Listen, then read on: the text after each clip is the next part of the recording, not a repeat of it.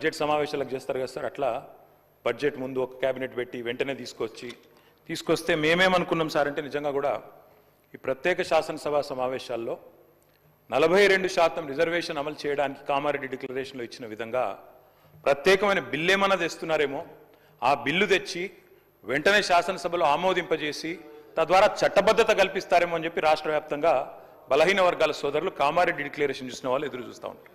కానీ ముఖ్యమంత్రి గారు ఏం చేస్తున్నారు సార్, ఇక్కడ లేచి ఓ 4 పేర్లు చదివి, అధ్యక్ష మీ ప్రభుత్వం మీద ప్రజలకు నమ్మకం లేదు.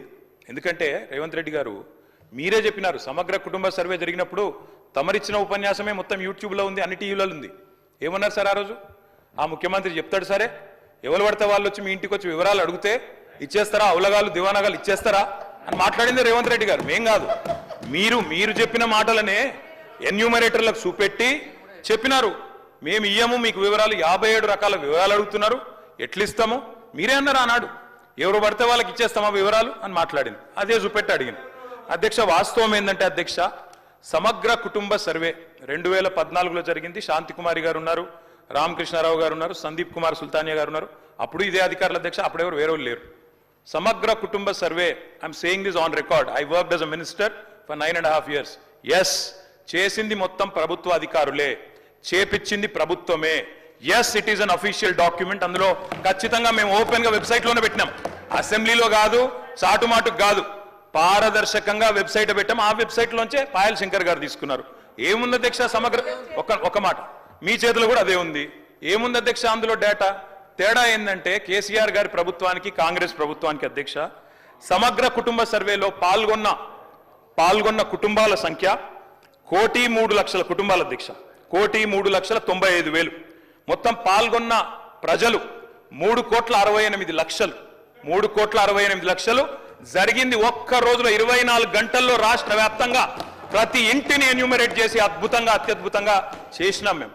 చేసిన తర్వాత ముఖ్యమంత్రి గారు నిజంగా ఎంత మిస్లీడింగ్ గా మాట్లాడుతున్నారంటే అధ్యక్ష, వారు అంటారు అధ్యక్ష ఇంతకు మించిన టాపిక్ లేదు అధ్యక్ష, వారు అడిగిన ప్రశ్నకు తప్పకుండా మా ప్రభుత్వం గతంలో చేసిన పని గురించి వారు అనుమానాలు తలెత్తే విధంగా ఏదైతే మాట్లాడినారో దాని గురించి చెప్పాలి అధ్యక్ష.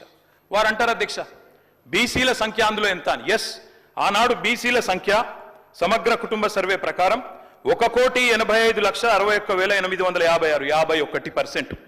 51% బీసీలు ప్లస్ అది కాకుండా ముస్లిం సామాజిక వర్గంలో ఉండే బీసీలను కూడా కలుపుకుంటే 10%. మొత్తం ఆనాడు సమగ్ర కుటుంబ సర్వే ప్రకారం రాష్ట్రంలో బీసీల సంఖ్య 61%.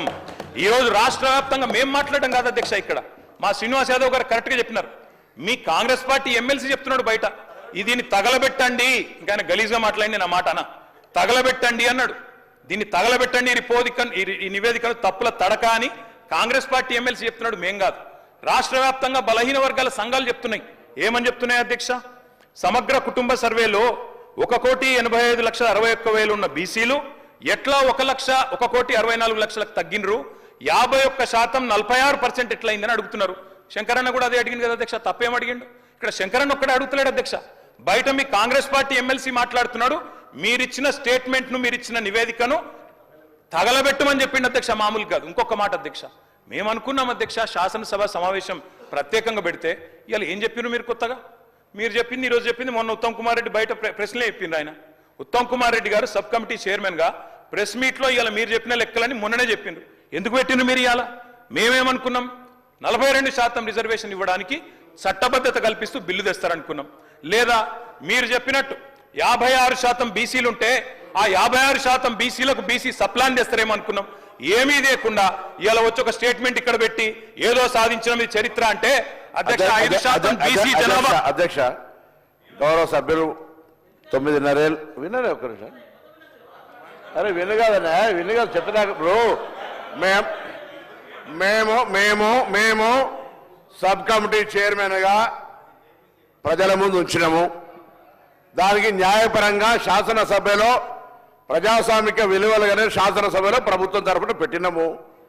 మీరు ఇట్లప్పుడన్నా మీరు వెబ్సైట్లో పెట్టమని చెప్పి మీరు ఊరికేనే మాట్లాడదు, ఎవరికైనా వెబ్సైట్లో అందుబాటులో ఉండే ఆ ప్రభుత్వం మీరు దాని తదుపరి లేకపోతే ప్రభుత్వం ఆనాడు ఉన్న అధికారులు ఇవ్వాలని ఉన్న అధికారులు కదా స్టేట్మెంట్ ఇప్పేది. ఎప్పుడైనా ఎస్కేఎస్ సర్వే పబ్లిక్ డొమైన్ లా చట్టబద్ధత కలిగి ఉండేలా దాని గురించి మాట్లాడేటువంటి సందర్భం అవసరం లేదా? 2011 జనగణన ఆనాడు బీసీలది లేదు, బీసీలకు సంబంధించిన జనగణన చేయాలని అందరి ఆలోచన జరిగింది. జరిగిన దానికి సంబంధించి సర్వేలు సహకరించకుండా దీని గురించి మాట్లాడితే దానికైతే అర్థమే లేదు. నేనేమంటున్నా, ఎవరైనా ఒకవేళ ఆయా వారి గౌరవ ముఖ్యమంత్రి ఆనాడు అభిప్రాయం చెప్పుంటే మీరు ఇలా కూడా అదే అభిప్రాయంతో ఉన్నారో చెప్పండి. ఇలా జరుగుతున్న కార్యక్రమానికి మీరు ఏం మాట్లాడదలుచుకున్నారు? బలహీన వర్గాలకు సంబంధించి మీరు ఎస్కే సర్వే చేసిన అన్నారు, ఏం మార్పులు తెచ్చినారు, ఏం స్కీమ్స్ తీసుకొచ్చినారు, ఎవరికి బలహీన వర్గాలకు న్యాయం జరిగే కార్యక్రమం చేసుకున్నారు మీరు. ఇలా మేము కమిటీ చైర్మన్ ఉత్తమ్ కుమార్ రెడ్డి గారి గురించి బహిరంగంగా ప్రజల ముందు ఇచ్చినాం. ఇవాళ సభలో వస్తా ఉన్నాం. 42% రిజర్వేషన్ల కొరకు చట్టబద్ధత తీసుకొచ్చి కొట్టాడుదాం. బరాబర్ మేము పారిపోతూ ఉండలేం. 42% పార్టీ పరంగా అడుగుతా ఉన్నాం.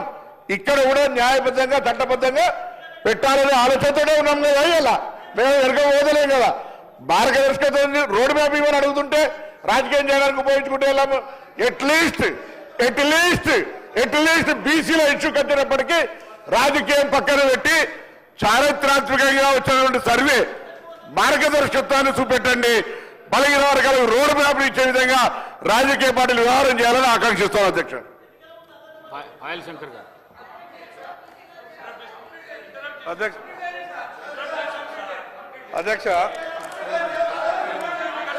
అధ్యక్ష